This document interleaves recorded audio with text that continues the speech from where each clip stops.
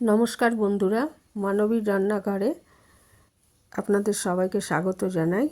আমার আজকের রেসিপি চিংড়ি ভাপা, সর্ষে আর নারকেল দিয়ে চিংড়ি ভাপা। তো খুব সহজে রেসিপিটা কিভাবে করেছি সেটাই আজ শেয়ার করব আপনাদের সাথে। এই রান্নাটা আমি প্রেসার কুকারে করেছি যাতে সহজে হয়ে যায়। আপনারা ইচ্ছা করলে এটা অন্যভাবেও করতে পারেন। হ্যাঁ, বাটির মধ্যে নিয়ে অনেকে করে জলের মধ্যে বসিয়ে। তো আমি এইভাবেই করি, এই জন্য এইভাবেই শেয়ার করেছি। তো এর জন্য আমি বাগদা চিংড়ি নিয়ে নিয়েছি।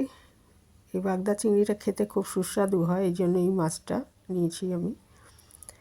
তা এখানে প্রায় 700 গ্রাম মতো বাগদা চিংড়ি নিয়ে নিয়েছি। এটাকে আগে ভালো মতো পরিষ্কার করে ধুয়ে নুন হলুদ মাখিয়ে রাখতে হবে। তো আর নিয়েছি একটা নারকেলের অর্ধেক ভেঙে, সেই অর্ধেকটা কুড়িয়ে নিয়ে তার অর্ধেকটা আমি বেটে দিয়েছি, আর অর্ধেকটা হচ্ছে কোড়ানো অবস্থায় দিয়ে দেব। আর চিংড়ি না দিয়ে শুধু সর্ষেতেও করা যায়, কিন্তু নারকেল না দিয়ে শুধু সর্ষেতেও করা যায়, কিন্তু নারকেল দিলে স্বাদটা অনেক বেড়ে যায় আর কি। তো দু রকমের সর্ষে লাগবে। কালো সর্ষেটা প্রায় ডবল নিয়েছি হোল সর্ষের তুলনায়, আর কয়েকটা কাঁচা লঙ্কা নিয়েছি। এখানে অর্ধেক নারকেলটা কুড়িয়ে নিয়েছি, এর অর্ধেকটা বেটে নেব আর অর্ধেকটা কোড়ানো অবস্থায় দেব। আর প্রেসার কুকারের মধ্যে আমি চিংড়িগুলো নিয়ে নিয়েছি নুন হলুদ মাখানো। এটা আমি খোসা সহই রেখেছি। পেছনের ওই যে সুতো একটা থাকে, মানে ওদের রেচন নালি আর কি, সেটাকে বার করে দেওয়া হয়েছে। মাথার মধ্যেও নোংরা থাকে, সেটা পরিষ্কার করে নেওয়া হয়েছে। খোসাটা রেখে দিয়েছি। একটা দেখুন এই যে ছাড়ানো, এইগুলো কি হয়, ছাড়ানোটা একটু শক্ত ভাব চলে আসে, আর খোসাটা থাকলে কি হয়, এটা খাওয়া হবে যখন, তখন ভীষণ এটা ভালো লাগে খেতে, নরম থাকে মাছটা, আর খেতেও খুব ভালো লাগে, এই জন্য খোসাগুলো রাখা হয়েছে। ওই নারকেল বাটাটা দিয়ে দিলাম এর মধ্যে, আর দিয়ে দিচ্ছি বাকি নারকেল কোড়ানো যেটা, আর 6-7টা কাঁচা লঙ্কা দিয়ে দিলাম আস্ত।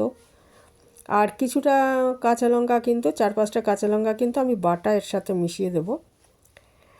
আর এখানে আমি ওই দু রকমের সর্ষে বাটাটা আমি দিয়ে দিলাম।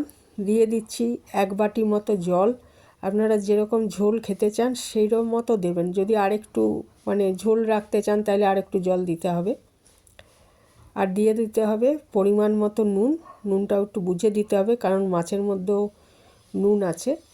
আর দিয়ে দিচ্ছি প্রায় 4-5 চামচ সর্ষের তেল। মাছটা তো ভাজা হচ্ছে না, এই